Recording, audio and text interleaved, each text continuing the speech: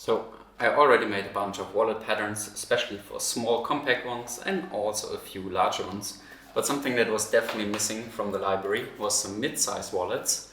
And so finally I also have some editions in this size. And with this one, we can just pull it up and you get a bunch of card slots and also a huge compartment on the side. And also a very large compartment in the back for your bills, small documents, etc. And it has a really ample space and you can just easily wrap it around and you're good to go. And fortunately, at least for me or normal man's size pockets, if you want to, you can actually still fit it in your pocket. Not sure I would recommend it, but it does work. So, as always, without any further ado, let's make this, shall we? Now, first up, let's get an overview of what we're working with. So first up, we got the outer shell, where we have a piece sitting on top that will form the bill compartment. And there we have another pocket that will later form the coin compartment with the flaps here on the side. And then the other part of the outer shell will wrap around here to attach to the flaps so that it then forms the coin compartment. And then here on the other side, we will have all the card slots sitting right below each other. And then here you can also see, as long as we sew it correctly, this will form the bill compartment in the back. Then to get started, we'll actually do the card slots first, where as usual I will bevel and burnish them. And then we will also add a crease on the top line to make it a little bit more sophisticated, I'd say.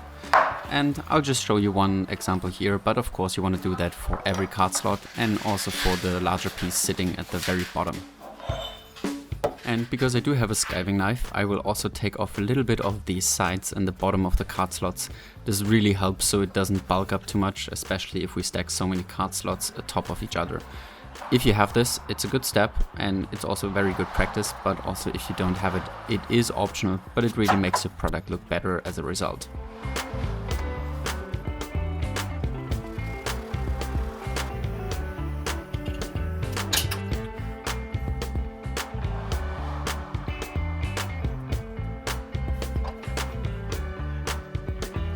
Then we move on to actually attaching the card slots, and I will have indicated on the pattern where they will sit. So on this line I will just add some glue all around, and then also on the small tabs on the sides of the card holders I will also add some glue, leave that to dry, and then we can get started from top to bottom. And after each card slot you want to sew it in place on the bottom, and then you just attach the next one and keeping your way downwards. And once we have all of that in place, then we can actually start sewing them in place.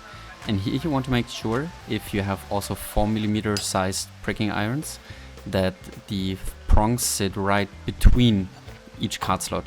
This really helps with the longevity of your wallet and makes sure that the card slots don't fall apart in a couple years. And just note, as you can see here, I left the bottom out because we will sew the bottom later on combined with the outer shell. But then we can already start stitching that and we can move on to the compartment on the other side. For that I already have beveled and burnished the flap and also the side pieces and made a hole for the button, which I will also set now so I don't forget it later on. With those pieces good to go, I will also add some glue on the flap so we can glue it next to the card slots, and this will also form an additional pocket behind the compartment. And I'm not really feeling very patient today, so I'll just speed up the drying process a little bit with my heat gun. Although, in the meantime, we can already get started with punching the holes on the side pieces. Okay, admittedly I lost the part where I glue the flap onto the other piece, but I think it's straightforward enough. And next up we can already mark the punches to secure the flap to our card piece. And for now we just want to punch the top section because the side and bottom again will be stitched later on together with the outer shell. And here I just quickly take my side piece as a reference, because here we want to have exactly 2 more holes than on the side piece, so the stitch can extend a little bit over the sides, which again is good for longevity.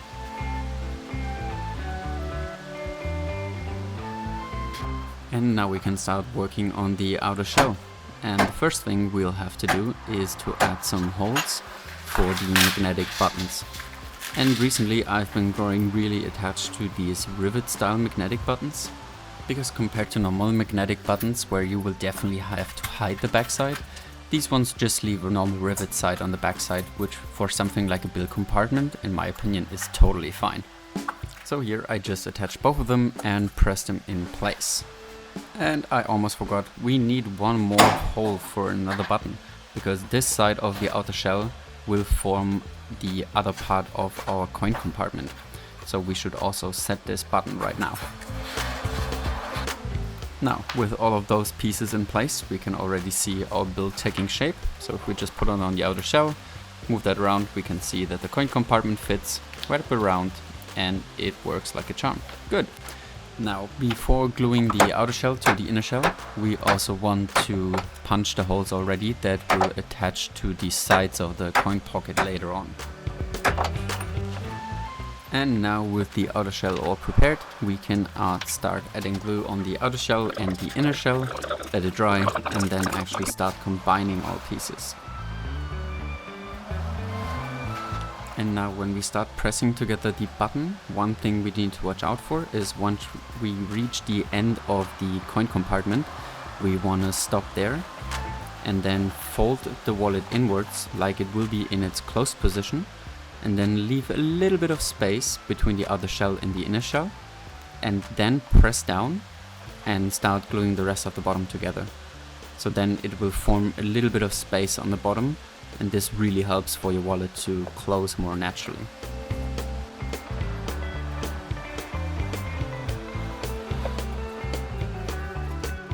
And now, with all of those parts combined, we can finally start punching the holes on the remaining side and all of the bottom.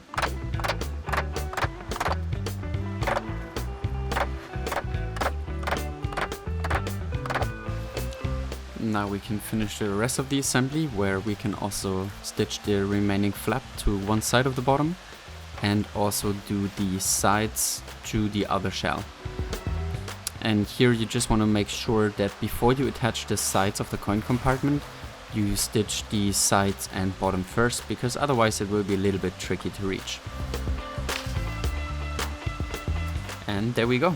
Now we have the whole coin compartment finished, and also the bottom, which then also forms our bill compartment, all good to go.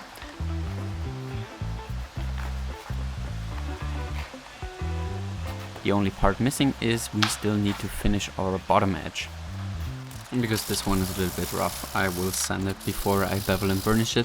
And of course, if you want really nice edges, I would recommend to go over several grids and also go over Tokenol a couple times. And I've shown it in some other videos, but I think for this one, just going over it with 600 grit and burnishing twice should be fine. And that finished our wallet build today. I really hope you like it. I'm really looking forward to see how this one sells, because I've had a lot of customers ask me for this kind of medium-sized wallet. I think especially for people with a lot of receipts and other small trinkets and stuff they carry along, this one should be a treat. So as always, I hope you liked the video. If you did, consider leaving a like and subscribe, and let me know down in the comments what you would like to see next.